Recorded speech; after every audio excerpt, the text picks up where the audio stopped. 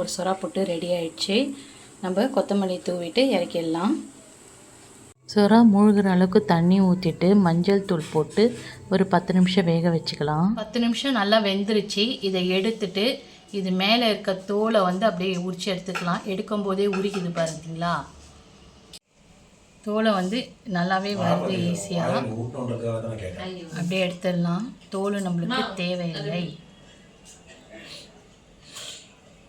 இதான் தோல், இதை எடுத்து போட்டுடலாம். தண்ணி நல்லா பிழிஞ்சிட்டு நல்லா உதுத்துக்கணும். ஊற்றிட்டு கடுகு சோம்பு பொரிஞ்சிட்ட உடனே வெங்காயம் பொடியாக கட் பண்ணது, கருவேப்பிலை, பச்சை மிளகா, பூண்டு பொடியாக கட் பண்ணதை போட்டுடலாம். சொரா புட்டுக்கு வெங்காயம் நிறைய போட்டிங்கன்னா டேஸ்ட்டு அட்டகாசமாக இருக்கும்.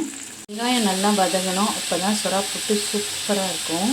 மஞ்சள் தூள் போட்டு வேக வச்சு தோல் எடுத்து நல்லா பிழிஞ்சி அதில் இருந்த தண்ணியெல்லாம் எடுத்துகிட்டு பொடியாக உதுத்து வச்சுருக்கோம். இது சொராவுடைய ஸ்கின்னு. இதை எடுத்து வதங்கிட்டு இருக்க வெங்காயத்தை கூட சேர்த்துடலாம்.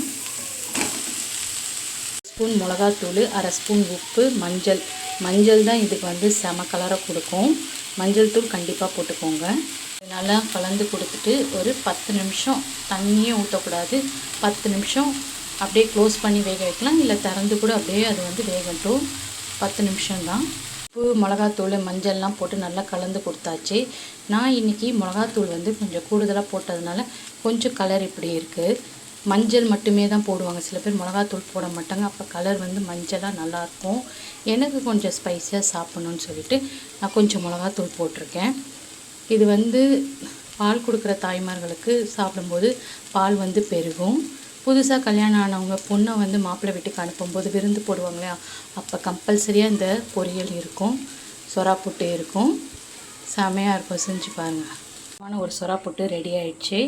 நம்ம கொத்தமல்லி தூவிட்டு இறக்கிடலாம்.